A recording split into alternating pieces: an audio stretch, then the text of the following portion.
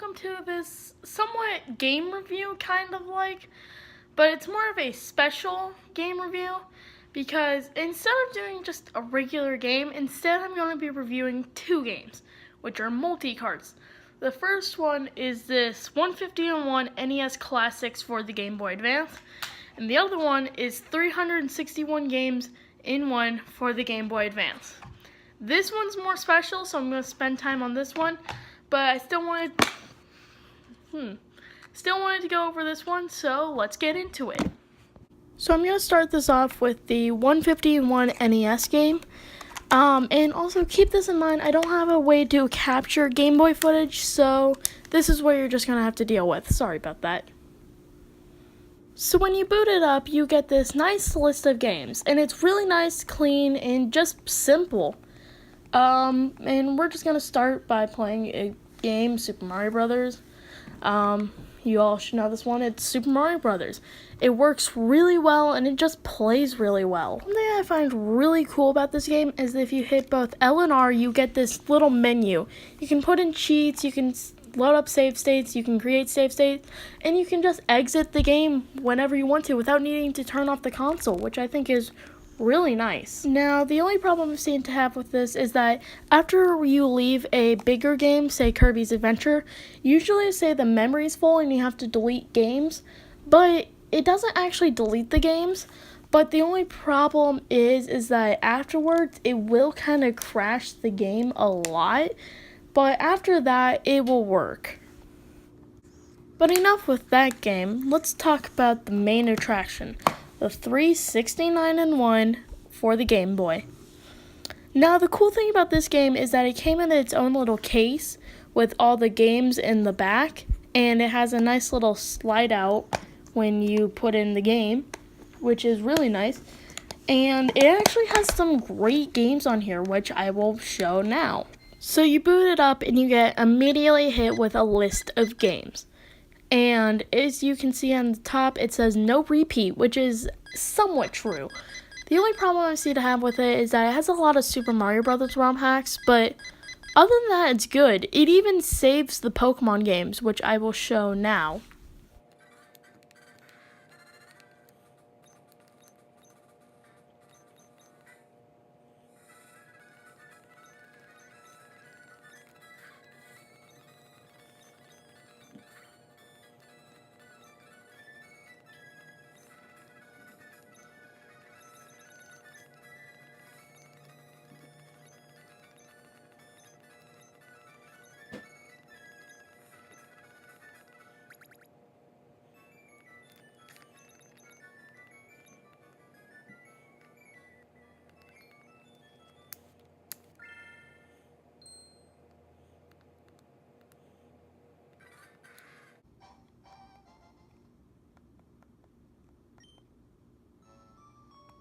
So yeah, already one major plus towards this game.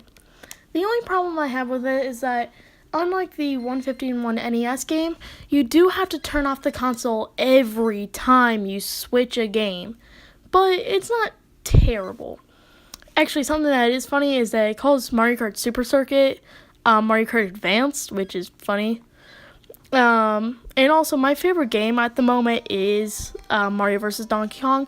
But the last game, which is the Pipe Mario, is a Super Mario Brothers ROM hack that has this weird thing that you control.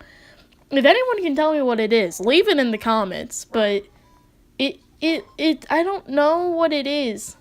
It's strange, but it's just Super Mario Brothers. There's nothing you can complain about.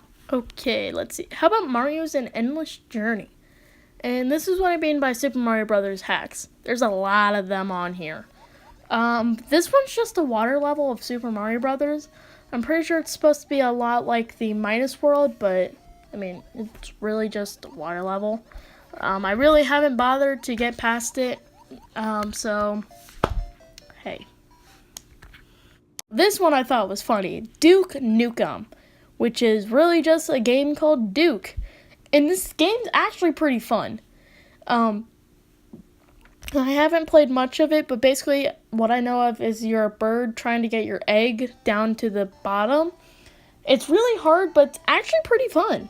This one's another one of my favorites, Super Mario Brothers. And it does look weird, but it makes sense.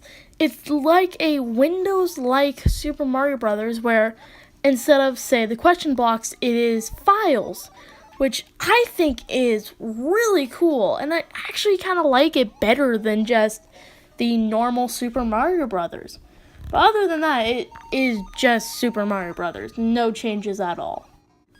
The heck is Happy Christmas?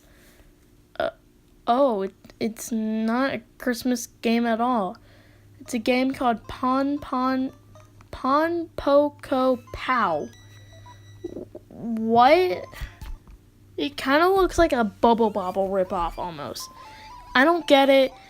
It's weird. Just no. Ooh, how about Garfield? I love Garfield. Yeah, Garfield. It's the NES Garfield game.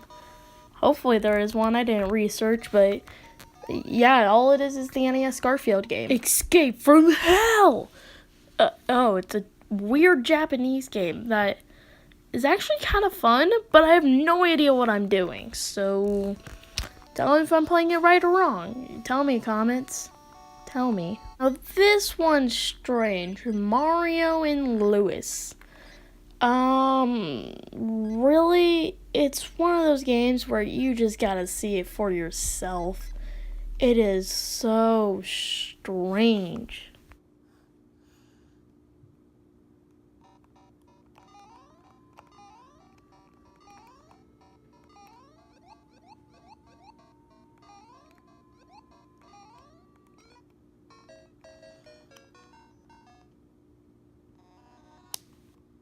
Now, the ones I've played, Lewis Christmas is awful. It's a Super Mario Brothers ROM hack, but it's hard. I don't get why it's so hard. Basically, the most that I've played, you have to defeat a Hammer Brother. Kind of simple, okay? Jump on a moving platform onto a spring, which is hard. And then you have to do a Super Mario Brothers 2 style jump on the trampoline, get as much height, and then make it over to another platform. It is stupid, and I hate it so much. Who cares about Donkey Kong the Amazing Journey? We've got Doraemon. Sorry, bro films, but anyways, yeah, Doraemon. Insert the bro films edit of Doraemon here. Hey there, my name is Doraemon. I'm a supersized gizmo-eyed gadget cat from the future. I've been sent back in time to take care of this guy, but he's a mess. What, you never stand next to a dead guy? No. Yeah, but anyways, this game's kind of dumb. That's really it. Okay, we gotta end this correctly. We gotta end it with some DDR.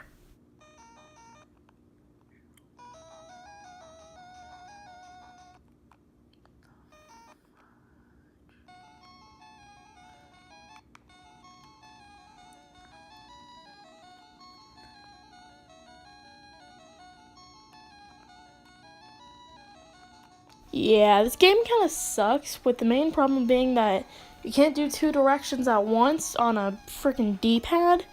Like, you need an actual map for that. But hey, at least we get to see the 8-bit version of a girl dancing. But anyways, thank you all for watching, and I'll see you guys later. Goodbye.